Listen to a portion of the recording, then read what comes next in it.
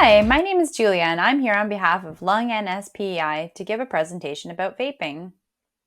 You may have heard a lot of different things about vaping. Our goal today is to provide you with information to help you make an informed choice. So let's start with some basic facts about vaping. As opposed to smoking, which burns tobacco, vaping devices do not burn, but rather heat the e-juice to make an aerosol.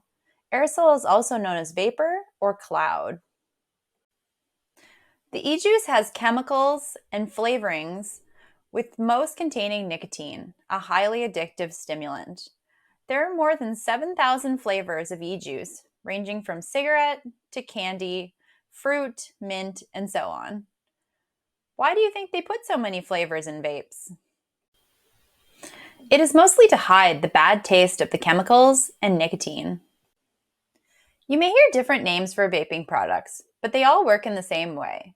Some common names you might have come across for these products are the vape pen, box vape, vapes that use pods, or disposable vapes. Vaping has evolved over time to deliver nicotine very quickly to the brain.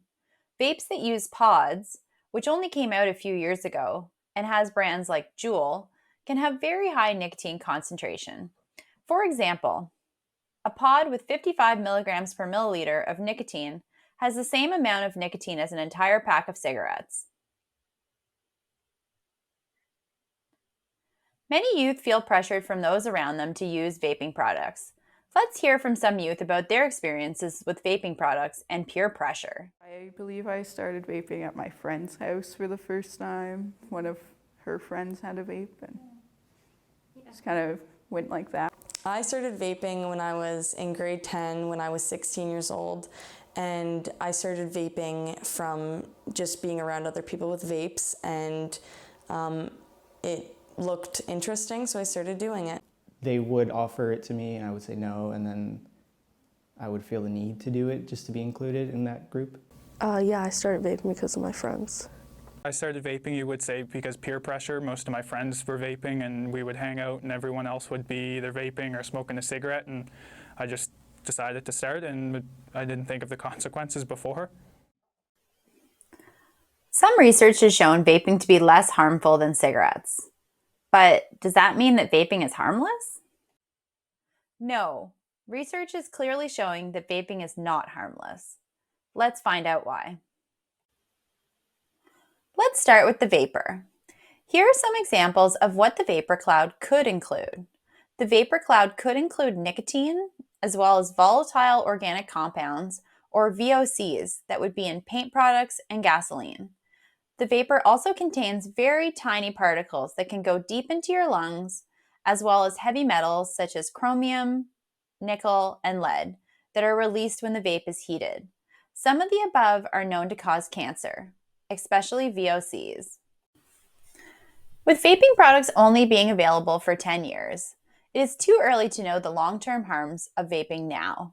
However, we do have research showing that past and current adolescent e-cigarette users experience more frequent lung problems such as chronic cough, phlegm, or lung inflammation.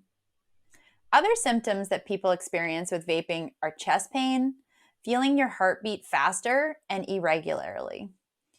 Later, it can increase the chances of getting chronic heart and lung diseases, as well as asthma. Now let's talk about nicotine. Nicotine is a chemical found in both tobacco and the majority of e-juice. It is very addictive, with some users needing more and more nicotine to have the same effect. Nicotine also increases heart rate and blood pressure. When someone vapes, not only that person, but the people around and even pets can inhale the same vapor, which can put them in harm. Some people can be highly sensitive to the vapor, especially people with lung conditions such as COPD or asthma. Let's go back to our youth and hear what they have to say about vaping affecting their health. Before I started vaping, I was very into like sports and things like that. So I would go swimming and I'd do running and I'd like cycle and everything. And I feel like before vaping, my lung capacity was much better, obviously. And then after vaping, I would feel fatigued easier. And then I would get shortness of breath, and maybe like my chest would start expanding a little bit more than usual. And I just felt like tired because of, I guess, vaping and things like that. I believe it definitely has affected how I breathe and, you know, my lungs and stuff. They're not as good as they used to be. I used to be able to like talk full sentences, and now I have to take more breaths in between because I can't hold as much air in my lungs to keep going. I find that vaping makes me cough a lot more and it irritates my lungs. I can't breathe very well. I don't do much exercise anymore, which made me gain a bunch of weight because I can't breathe very well whenever I'm doing stuff because of vaping. Before I started vaping, I was always involved in a lot of sports and stuff, but then as I started vaping, over time, it just made it a lot harder and harder to be able to go out on the ice or be able to play basketball with my friends, and eventually I was at a point where I couldn't even run for 10 minutes or so on the basketball court. But since quitting, I've noticed that my lungs are definitely a lot better. I don't have as hard of a time breathing when I'm going up and down stairs even. I'm able to take my dogs out on long walks and it not be an issue for me. At first, it didn't really affect me in a way that I realized, and then the more and more I was vaping more heavily, I started to realize that I couldn't go without it and I would crave it. And then it started to affect my lungs, where I saw that I had less energy and I couldn't breathe very well, and then I needed a puffer. One of the primary concerns of youth vaping is the exposure to nicotine on the developing brain and how it impacts the developing brain of youth. Did you know that the brain is still developing up till the age of 25? Nicotine can negatively affect memory, concentration, and mood, making it harder to learn, focus, and to be happy. It can also increase anxiety and stress. Youth brains are particularly vulnerable to the addictive effects of nicotine. Using nicotine as a youth causes the brain to change and want nicotine more. This makes it harder to quit. There is evidence that youth who use vaping products are more likely to use tobacco products later in life, such as cigarettes. Let's hear from our youth about their experiences with vape use and mental health. I find that vaping has affected my mental health in the way that I would be freaking out without it, and it was something so meaningless, yet I felt like I couldn't go without it, and I would freak out if I didn't have my vape. It would also dampen my mood if I couldn't get a vape rip, and if I couldn't afford it, I would be angry, and then it just brought my self-confidence down because I felt like it was an addiction that I wanted to hide, and it really brought my self-confidence down. I found that I thought that vaping could be a method to calm myself and rid me of some of my anxiety, but the only thing it did was make it worse in the long run, because the more I depended on the nicotine, the more I got anxious, and the more I started realizing that, if anything, is just making my anxiety worse. But I was too far gone and too addicted to make a change and change it up and decide, hey, this is really not good for me. And I kept going and kept using it. And once I finally stopped, I found that my mental health got so much better, and I wasn't as anxious, and I wasn't depending on something, and my symptoms of my anxiety were severely brought down, and I was feeling a lot better about myself. And if there's anything, the only thing nicotine does is make your anxiety and depression worse. So vaping has affected my mental health. When I was still vaping, it was pretty negative. I found that, again, I was unable to ever be able to deal with my anxieties or stresses and face them head on. I would always just turn to the vape as an escape, kind of, I guess. I'm digging through drawers, trying to find a charger, trying to smoke like empty pods with nothing in them. Then I'm either manic cleaning or trying to occupy myself so that I'm not thinking about the fact that I want to vape. I need to keep busy. I can't just relax. I need to be doing something at all times. I can't just sit down and watch TV. I need to keep busy so that I'm not thinking about the fact that I want to vape right now. Now we are going to play true or false to test your knowledge of these products. True or false? There has not been enough time to study the long-term effects of vaping products. True. It could be years before the health effects of vaping are fully known. It took decades to learn all the health effects of smoking cigarettes. True or false? Vaping produces a harmful vapor cloud. True. Vaping creates a vapor containing harmful chemicals that is inhaled into the lungs and then exhaled into the environment. True or false? Many vaping products are made by companies that make cigarettes. True. Companies who make cigarettes are now making vaping products. They are using the same tactics to sell vaping products that they did with cigarettes. Juul, one of the top-selling vaping products, is owned by a large tobacco company. A form of advertisement that many of you would be familiar with is social media. At first, when you look at these posts, you may not recognize them as advertisements. However, often vaping product companies will pay social media influencers to promote their products via platforms like Instagram, TikTok, or Facebook. Some influencers portray themselves as happy, enjoying life, and subtly showing the products, meaning most of the time viewers are unaware that they're seeing an ad at all. Young consumers are more likely to pay attention to posts that are subtle promotions of the products rather than ads. They are essentially being manipulated. On average, vaping costs approximately $5 per day, or $150 per month, or $1,800 per year. You can just imagine what you could do with that money. It's quite a lot, and it would add up over time. What would you do with $1,800? You could buy 3 iPads, a plane ticket, 2 PS5s, or an iPhone 15. Let's hear from some youth and see what they have to say about the cost of vaping. Money-wise, are you going to buy gas and groceries when you're out of school, or are you going to be spending them on vape pods and vape juice?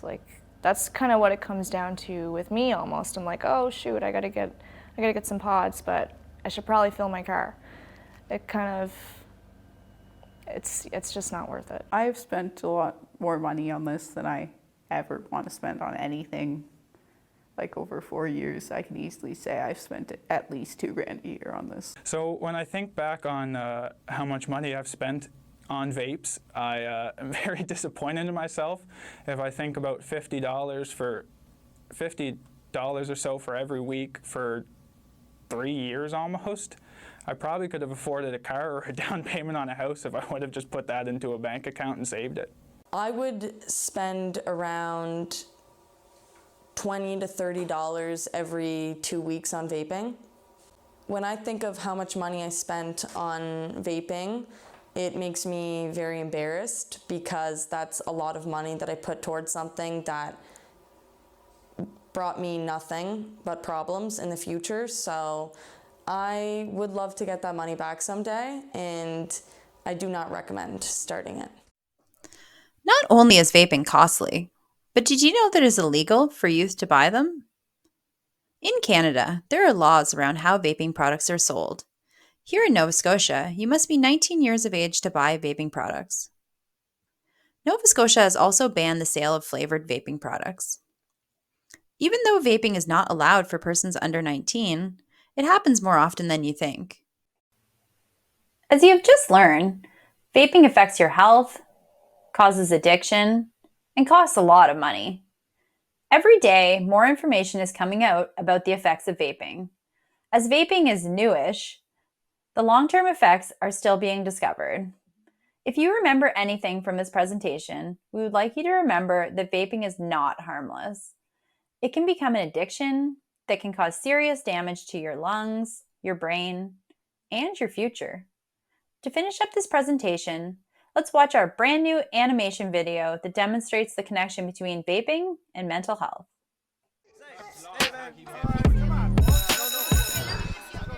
I have a huge test next period in science. It's the first test of the year and I need to do well. It's been bothering me all week and I'm not sure if I've studied enough. know what you mean. I've been stressed all week as well. Soccer tryouts are tomorrow. I really want to make the team, but only a certain number of grade 7s make it. So I gotta do my best. This has always helped me when I'm stressed. It gives me a head rush and soothes my anxiety. What's that? It's just my vape. Wow. From what we've just watched here, it seems that Jason uses vaping to cope with stress. This is what we call an unhealthy coping strategy. Over time, vaping can cause more stress. Research shows that nicotine is dangerous for developing brains, including making the brain more susceptible to addiction. It has also been shown that vaping can worsen your mental health and affect a person's ability to concentrate, learn, and make decisions. Let's see where Olivia goes. Do you want a hit of my vape? No, I'm good, but thanks. Are you sure? Yeah, I'm okay. Come on, it's not gonna hurt you. Just try it. Actually, yeah, sure. Many youth begin to vape due to peer pressure. Alyssa's idea that vaping is harmless is not true. Vaping is harmful to our bodies and brains. It has been shown that vaping can affect a person's ability to concentrate, learn, and make decisions. Since vaping is fairly new, only being created in 2003, these are only the short-term effects that we're seeing, and the long-term effects are still being studied. So, despite what Alyssa tells Olivia, vaping is not harmless. Let's see what happens next.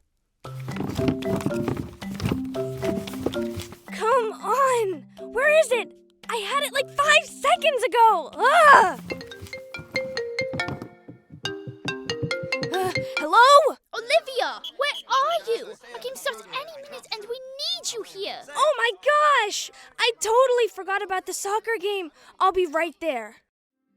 I've been so busy trying to look for my vape, I totally forgot about the soccer game, and now I'm letting my whole team down. How could I let it get this bad? Since beginning to vape, Olivia has become more stressed and is dealing with increased anxiety. It's beginning to occupy her brain more than the things she loves, like soccer. Studies show that 60% of nicotine vapors reported symptoms of anxiety. It's also been shown that quitting nicotine has been associated with lower levels of anxiety, depression, and stress. Although Olivia started vaping as a quick fix for stress, the longer she continues to do it, the less control and heightened anxiety she feels. Olivia, why were you late to the game? I'm sorry, Coach. If I'm being honest, in the past month, I've started vaping to deal with my stress.